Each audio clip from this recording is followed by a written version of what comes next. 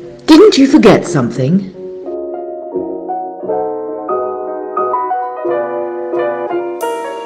Welcome to your guardian chef, your angel in the kitchen. Today we are making gnocchi made with spinach and ricotta, no potatoes.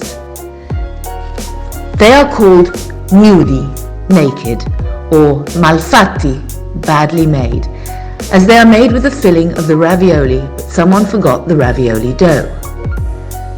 The challenge of this recipe is making the gnudi hold together in the absence of pasta dough wrapped around them. Many add flour to the mixture, but we won't because we want the gnudi to remain fluffy and light. So here is how we're going to work around it. Here are the ingredients you need. The measurements are in the description below. Cook the spinach in a frying pan at medium heat. You do not need to add any butter or olive oil. Cover with a lid and let them cook in their own steam. When cooked, spinach will reduce to 60% of their original weight.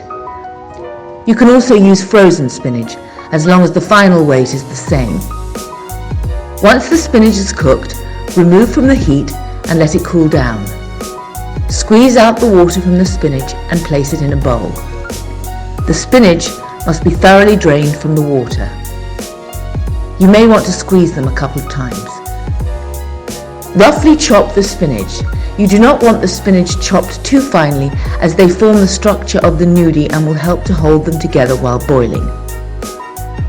In a separate bowl, work the ricotta with a fork to soften it. The ricotta should be also properly drained from its water. Add to the spinach and mix until they are combined. To help the mixture hold together when boiling, we will add only the egg yolks. We also add plenty of Parmesan and salt. Stir well until all is combined. Now we can boil the gnudi. Prepare a pan of salted boiling water and place a bowl with some flour next to it. With the help of 2 spoons, shape a ball of the ricotta spinach mixture into an oval 2-inch to 5 centimeters long. Make sure the surface is smooth. Coat it with flour. Place the gnudi in the boiling water. The water should be boiling at medium heat. If it boils excessively, it may break the gnudi. Once they are floating, you can remove them with a colander spoon and place them in a ceramic pan. To serve, melt some butter with the sage. Pour it over the gnudi.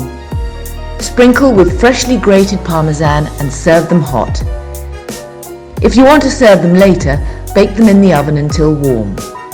You can also serve them with tomato sauce or use Swiss chard or chicory instead of spinach. Delicious as a starter or a primo piatto. Did you know how many more types of gnocchi there are? For all the gnocchi recipes, check out the playlist above. And don't forget to subscribe. Potato, semolina, shudo, chestnuts, squash, spinach, bread. I'm going to try them all.